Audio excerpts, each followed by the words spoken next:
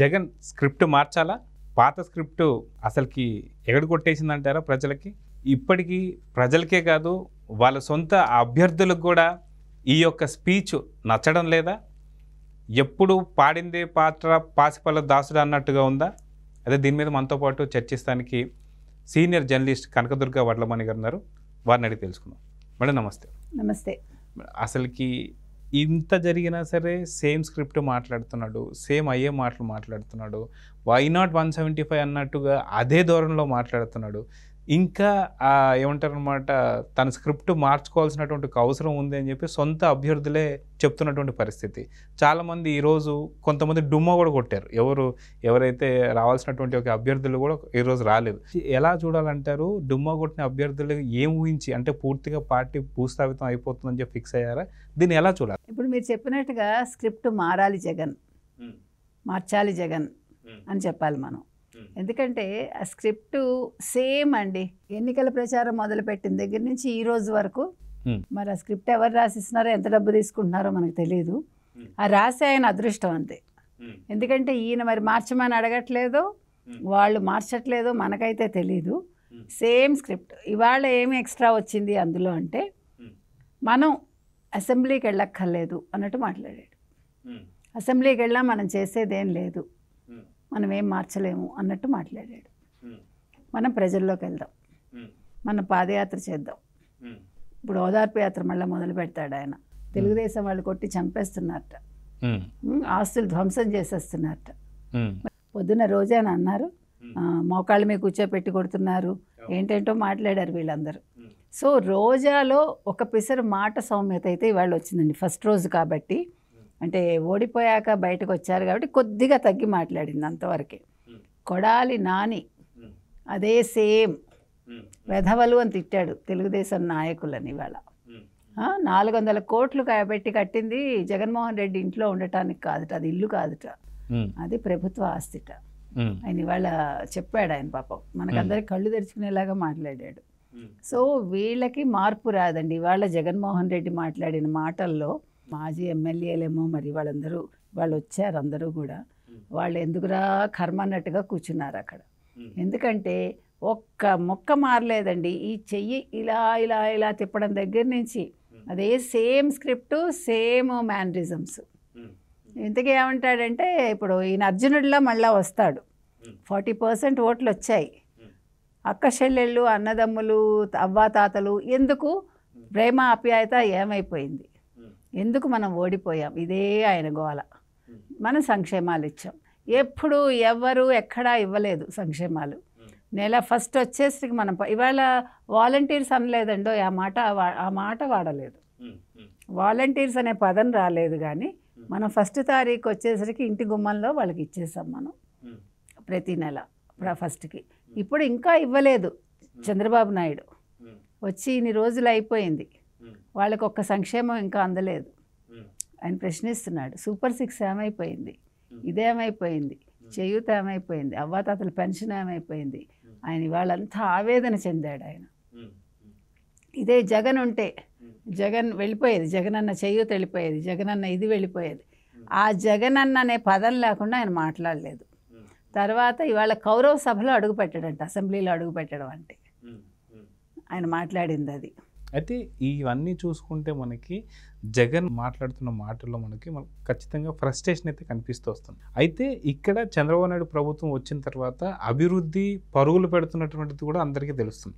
కానీ ఇలాంటి టైంలో పూర్తిగా 151 నుంచి 11 స్థానాలకి పరిమితమైనటువంటి ఒక జగన్ మళ్ళీ వీటి గురించి ఒక విశ్లేషణ చేస్తున్నాడు అంటే, చచ్చిపోయిన శవాన్ని మళ్ళీ పోస్ట్ మార్టం చేసిన దాన్ని మళ్ళీ పోస్ట్ మార్టం చేస్తున్నారని చెప్పేసి అయితే ప్రజలు అనుకుంటున్నారు. ఎంత చేసినా సరే అది బతికి రాదు అనేది అయితే అనుకుంటున్నారు. నిజంగా మీరు అన్నట్టు ఇందాక 40% ఇంకా ఉంది ఓట్ బ్యాంక్ అని చెప్పేసి అయితే అనుకుంటున్నారు. కానీ ఇదే తెలంగాణలో 37% అనేది అసెంబ్లీకి సంబంధించిన ఎలక్షన్స్ చూసాం. అదే పార్లమెంట్ ఎలక్షన్స్కి వచ్చేసరికి కరెక్ట్గా 4 నెలల తేడాలో 17%కి పడిపోయింది. ఇంకోసారి ఇంకోటి ఏదైనా జరిగినా సరే 10%కో లేదా పూర్తి భూస్థాపితం అయినా అవ్వచ్చు. సో దీన్ని నిజంగా వైఎస్ఆర్సీపీ గమనిస్తలేదా అంటే ఏం చెప్తారు? ఆయనకి అంత తీరుపడేదండి. ఆయన ఇంట్లో కూర్చుని ఉంటాడు కదా, ఆయనకి ఏం తెలుస్తుంది? ఆయనకి ఏం తెలియదు. ఆయనకి ఎంతసేపు నేను సంక్షేమాలు ఇచ్చాను, నన్ను ఎందుకు ఓడించారు, ఇదిలోనే ఆయన తిరుగుతున్నాడు కదా. ఆయన పక్క వాళ్ళ గురించి ఎందుకు? ఇప్పుడు తన విషయాలే తనకు తెలీదు, తన ఎమ్మెల్యేల విషయమే పూర్తిగా తెలియదు. ఆయన ఇవన్నీ ఎక్కడ పట్టించుకుంటాడు?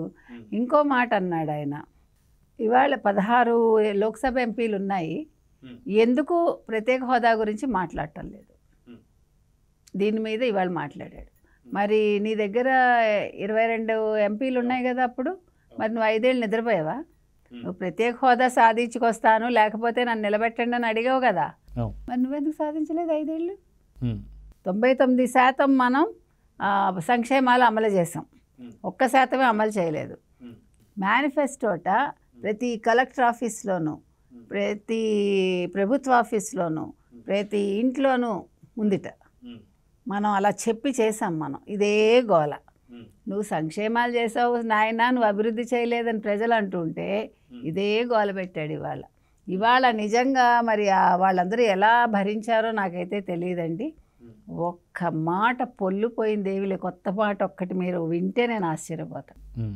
అయితే ఈ యొక్క వైసీపీకి సంబంధించే మొదట్లో ఏదైతే వ్యూహకర్త ఎవరైతే ఉన్నారో ప్రశాంత్ కిషోర్ కూడా ఆయన గత 6-7 నెలల నుంచి కూడా చెప్తున్నారు, ఏదైతే ఎలక్షన్స్కి బిఫోర్ ఒక 6 నెలల ముందు నుంచే వెల్ఫేర్ స్కీమ్స్ ఏదైతే ఉన్నాయో అవి అయితే గట్టెక్కనివ్వవు. జగన్ ఈసారి ఓడిపోవడానికి కారణం ఏంటంటే వెల్ఫేర్ స్కీమ్స్ ఓన్లీ ఒక ఎస్సీ ఎస్టీ లేదా బ్యాక్వర్డ్ క్యాస్ట్ వాళ్ళకి కావచ్చు కొంతమందికి మాత్రమే పథకాలు ఇస్తున్నా, ఆ పథకాలు అనేది ఖచ్చితంగా సీఎంని చేయవని చెప్పి చెప్తున్నాడు. ఇప్పుడు మళ్ళీ అదే వచ్చి నేను మళ్ళీ వెల్ఫేర్ స్కీమ్స్ ఇచ్చిన తర్వాత ఓట్లు పడలేదు, అయినా 40% కూడా ఎందుకు పడ్డాయంటే ఒక భయాందోళనలో అప్పట్లో మనం చూసాం. ఏదైతే ఎన్నికలు జరుగుతున్న టైంలో కూడా దాడులు కావచ్చు, కొట్టడాలు కావచ్చు, అఘాయిత్యాలు కావచ్చు, ఇవన్నీ జరుగుతుండేసరికి భయపడి ఓటేసినటువంటి పర్సంటేజ్ ఒక 20% ఉండొచ్చు అని చెప్పి అనుకోవచ్చు. ఆ 20% తీస్తే 20%లో వీళ్ళ ఇంటి ఫ్యామిలీ మెంబర్స్ తప్ప, లేకపోతే రెడ్డి కులస్తులు తప్ప, వాళ్ళకి సంబంధించిన తప్ప ఇంకెవరు ఉండరు. సో ఇలా చూసుకుంటే ప్రశాంత్ కిషోర్ మాటల్ని వెల్ఫేర్ స్కీమ్స్ బతికించమన్న దాన్ని ఎలా చూడొచ్చు అంటారు? మీరు చెప్పింది కరెక్ట్ అండి. ఇప్పుడు వీళ్ళు బెదిరించి భయపెట్టి తర్వాత కొన్ని చోట్ల అసలు బ్యాలెట్ బాక్సులు కూడా మాయమయ్యాయి కదా. ఇప్పుడు గెలిచిన వాళ్ళలో సగం మంది అన్యాయంగా గెలిచిన వాళ్ళే. సరే పులివెందుల్లో ఇంకా ఈయనకి ఎంత 56,000 61,000 వచ్చింది, గతం కంటే తగ్గింది. సో ఇవన్నీ కూడా తప్పనిసరి పరిస్థితుల్లో వేసినవి తప్ప కొత్తగా ఈయనకి వచ్చిన ఓట్లు ఏమీ లేదు, ఓటు బ్యాంక్ ఏమీ లేదు. మిగతా 10 సీట్లు కూడా చూసుకుంటే 5,000, 3,000, 2,000 పెద్దారెడ్డి లాంటి వాళ్ళు కూడా ఓన్లీ అక్కడ వచ్చింది 6,000 మెజారిటీ. 6,000 ఎలా వచ్చాయి? నీకు 4 బ్యాలెట్ బాక్సులు మీకు తాళం లేకుండా వచ్చాయి అక్కడ. మరి ఎలా ఇంకా ఎన్ని ఉన్నాయో అంటే మనకు తెలుసున్నవి, అవి తెలియనివి ఎన్ని ఉన్నాయో. వీళ్ళందరూ బెదిరించి వాళ్ళని కొట్టి చంపి అన్ని చేస్తాను కదా. మాచర్లలో ఒకటే వాళ్ళు తప్పించుకోగలిగారు, అంటే తెలుగుదేశం వాళ్ళు. బికాస్ ఆఫ్ అక్కడ వెళ్ళి వాళ్ళు డీజీపీ వాళ్ళు వెళ్ళటం వల్ల కనీసం నెగ్గారు, లేకపోతే అక్కడ కూడా అలాగే జరిగేది. ఇప్పుడు లాస్ట్ మినిట్లో వీళ్ళని మార్చడం వల్ల కదా, డీజీపీని ఎస్పీని మార్చడం వల్ల ఈ మాత్రమైనా వచ్చాయి. అయితే వీళ్ళ ప్లాన్ వేరు కదండి. ఈయన ఏం చెప్పి వెళ్ళాడు, 151 కంటే అబవ్ వస్తాయి, వై నాట్ 175 అన్నాడంటే ఈయన అన్ని సెటప్ చేసుకుని వెళ్ళాడు. కానీ ఆయన అనుకున్నట్టు జరగలేదు. మొత్తం అన్ని మార్పులు సమూలంగా కేంద్రం చేసింది కాబట్టి ఆయన ఇవాళ ఇలా ఉండగలుగుతున్నాడు. అందుకని ఈయన ఏం మాట్లాడినా ఏం చేసినా మార్పు అయితే లేదండి. ప్రశాంత్ కిషోర్ చెప్పినట్టుగా ఈయనకి సంక్షేమాలు ఈయన బట్టగట్టించలేదు, బతికి బట్టగట్టలేదు ఆయన.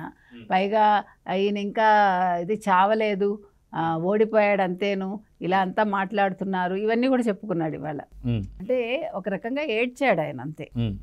ఓటమిని తట్టుకోలేక వాళ్ళ ముందు ఏడ్చాడు. పైగా మీరు ప్రజల్లోకి వెళ్ళండి, మనం నెగ్గినట్టేను, మనం తలెత్తుకుని తిరగాలి, తలెత్తుకుని వెళ్ళండి మీరు నియోజకవర్గాల్లో, గడప గడపకి వెళ్ళండి, ఇట్లా చెప్పాడు ఇవాళ.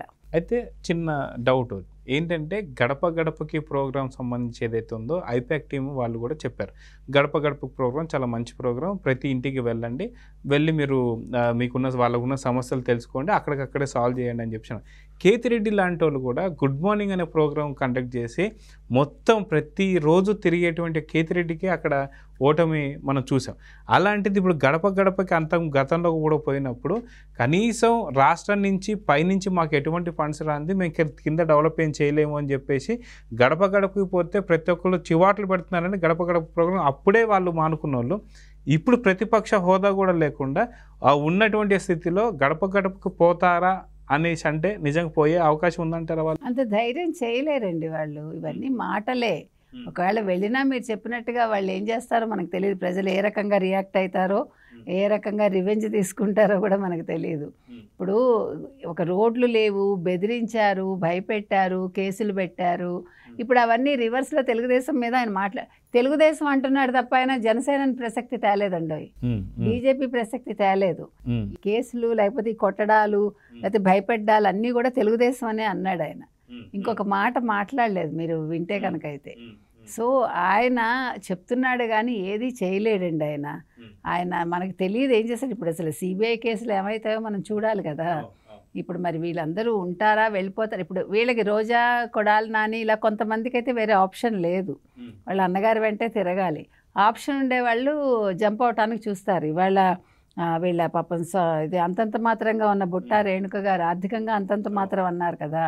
ఆ అంతంత మాత్రంగా ఉన్న రేణుక గారు ఇవాళ ఆనంని కలిశారు. ఆవిడ ఏమంటుందంటే సేమ్ హోటలు అనుకోకుండా కలిసాము, మాట్లాడాను అంది ఆవిడ. సో ఎవరి ప్రయత్నాలు వాళ్ళు మొదలుపెట్టారండి. అందుకని ఎవరుంటారో ఎవరు వెళ్ళిపోతారో ఈయన ఎంత కాపాడుకుంటాడో మనకు తెలియదు. ఇంకోటి ప్రతిపక్ష హోదా అన్నాడు ఆయన మనం ప్రతిపక్షంలో ఉన్నామంటాడు. నువ్వు ప్రతిపక్షంలో ఎక్కడున్నావు అది కూడా నీకు తెలియట్లేదు. 11 సీట్లు వస్తే నీకు ప్రతిపక్షం, నువ్వు 23కే ఆ రోజు ఎలా మాట్లాడావు? ఒక్కసారి ఆ వీడియోలు చూస్తేనండి వీళ్ళు హేళన, వీళ్ళ ఎగతాళి, వీళ్ళు చంద్రబాబు నాయుడు గారిని అన్న తీరు. ఈరోజు కూడా ముఖ్యమంత్రి చంద్రబాబు నాయుడు అనే ధైర్యం ఒక్కళ్ళకి రావట్లా. అంటే తట్టుకోలేకపోతున్నారు వాళ్ళు వాస్తవాలను అంగీకరించలేకపోతున్నారు. మరి వీళ్ళకి ఎవరు చెప్తారో ఎలా, వీళ్ళకి కాదు నాయన నువ్వు ఇప్పుడు ప్రతిపక్ష హోదా కూడా లేదు, నువ్వు మామూలు సాధారణ ఎమ్మెల్యేవని ఎవరైనా ఆయన తలకి ఎక్కించాలండి. అయితే ఇక్కడ నిన్న ప్రెస్ మీట్లో షర్మిల మాటలు కూడా చాలా పెద్ద సంచలనం రేపాయి. ఏంటి అంటే ఖచ్చితంగా తల్లి కాలంలోకి పిల్ల కాలం చేరడం ఖచ్చితంగా అది 100% జరుగుతుందని చెప్పి, ఒకవేళ ఎండిపోతే ఇన్ ద సెన్స్ ఉన్న ఎమ్మెల్యేలు అందరూ చెల్లా చెదరైపోతే ఎండిపోవచ్చు. లేదు అంటే కంప్లీట్గా జూలై 8వ తారీఖు రాజశేఖర రెడ్డి గారి జయంతి రోజు ఈ తల్లి కాలంలోకి పిల్ల కాలం జాయిన్ అవుతుందా అనేటువంటిది కూడా జరగవచ్చేమో అని చెప్పి అయితే అంటున్నారు. ఏమన్నా అవకాశం ఉందంటారా? ఈ జూలై 8 కాకపోయినా ఆ పై జూలై 8 వేసుకోండి మీరు. అంటే అంత తొందరగా జరుగుతుందో లేదో మనం చెప్పలేం కాబట్టి ఈగో ఫీలింగ్స్ ఉండి కొంచెం ఎదురు చూస్తారు. ఇప్పుడు ఆశ అనేది ఉంటుంది కదండి, తోటి కొట్టుమిట్టాడుతారు వీళ్ళందరూ. మనం కొంచెం టైం ఇవ్వాలి. అది మనం చెప్పలేము, జరగచ్చు. కానీ ఆవిడ చాలా హుందాగానే మాట్లాడింది నన్ను అడిగితే. అదే ఒక్క ఓటు కూడా చేయకుండా గెలిపించాలనుకున్నారు, గెలిపించారు. అయినా హంతకులకి ఇది వాళ్ళని బలపరిచిన వాళ్ళని ఎందుకు గెలిపించరు అని ఆవిడ చాలా ఓపెన్గా మాట్లాడిందండి. చాలా హుందాగా మాట్లాడారు ఆవిడ నిజంగా చెప్పాలంటే.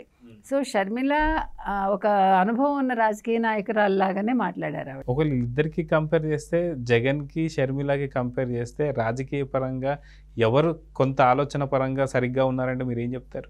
ఖచ్చితంగా షర్మిల గారేనండి. ఎందుకంటే ఆవిడ ఏమన్నారంటే మేము 14 ప్రాంతాలకే వెళ్ళగలిగాము, మిగతా చోట్లకి నేను వెళ్ళలేకపోయాను. నేను షర్మిలగా నేను అక్కడంటే వైఎస్ రాజశేఖర రెడ్డి వాళ్ళకి సరిగా నేను ఇంకా నోటీస్ అవ్వలేదు, నేను కొద్ది రోజులే వెళ్ళాను కాబట్టి అని ఆవిడ దాన్ని కూడా చాలా చక్కగా చెప్పింది.